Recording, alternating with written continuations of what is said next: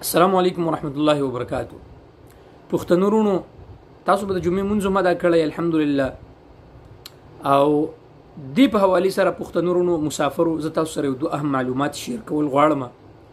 دا غینه اول دا د دوستانو ما تاسو مخکې ویډیوګانو کې هم ویلي او ما تاسو ته ویلو چې جمعات ته د ځان سره جانماز وړل او ماسک لګول دا ضروری دي.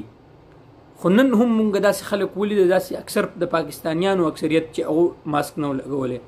نو ما پکې یو ته وویل پنجابي، ما یار ته د جانماز دی ول نه دراوړو، د جمعات دا کارپټ نه ده، نو ما ته نه خبر. نو بهر حال نن په اکثر جمعاتونو کې زر ریال مخالفي ورکړل شوې دي او دا وارنینګ ورکړل شوې ده چې نیکسټ ټایم به نهایي تاسو ته مونږ لګو. نو دوستانو، اول خو تاسو په جمعاتونو ته چې ځئ، خاص کر د جمعې منځله، نو ماسک لګوئ. تاسو د حفاظت لپاره دا ضروری دی، د خپل ځان د حفاظت لپاره دا ضروری دی، او جانماز د ځان سره ضرور وړئ. یو خبره شوه.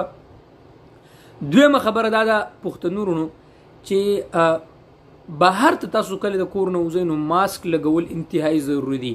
که چېرته تاسو شرطي خدا نه خواسته ګیر کړئ، پولیسو ګیر کړئ، نو زر ریال مخالفه سره سفر نهایی ده، خروج نهایی ده، او دا غي سره سعودي عرب باندې بیا دخول ممنوع ده. اکثر خلک په دې کې زمونږ نه تاسو کوي راو دا تاسو به د ځان دغه اډ کوي چې سفر نهایی په کې نشته. نو زه تاسو ته په سکرین باندې ښکاری دا د سعودي عرب د سرکاري خبر رسایي ایجنسی خبر ده چې سعودي عرب ته دخول بیا ممنوع ده نهایی. نو لہذا مونږ خو په ویډیوګانو کې دوستانو تاسو خبره کړه، اوس په پښتو کې هم تاسو ته وایو دوستانو خبر شي د دینه چې بهر ته وځي نو ماسک لګو. دا اول مخالفه چې کم کس لراغل د زریال دام تاسو ګورئ، تاسو په سکرین باندې شو کوم دام وګورئ تاسو کنه.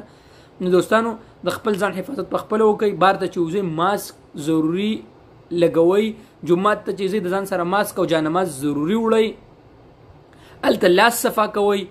او دا غینه علاوه چې بهر ته وځي که په گاډي کې که بهر ګرځي نو ماسک لګول انتهایی ضروری دي. دوستان امید ده ان شاء الله چې تاسو به دا ویډیو خوښوي.